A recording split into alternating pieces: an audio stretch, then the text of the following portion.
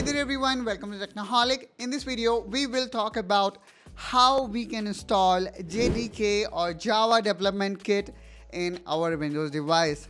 JDK is prerequisite of so many software, whether you want to develop Android app or you want to set up development environment. It is needed in lot of cases. So let's see how we can do setup of it. Okay, so now let's jump into our computer screen. And here, let's quickly open this website. And not to worry guys, I also have provided this direct link in the description of this video. From there, you can directly reach to this page. Now here we need to click on Windows, and then here we can click on this x64 installer. Now we can see the download process has begun, and let's wait for the download process to get ended. And there we go. Now from here, what we need to do is we're going to open the download folder, and let's make double click on it and click on yes.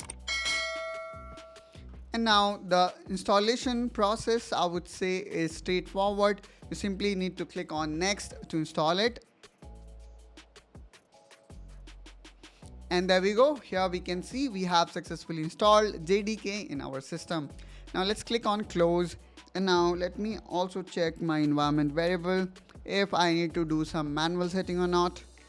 And if I visit my system variable, and if I click on path, and let me have a look if JDK is already added.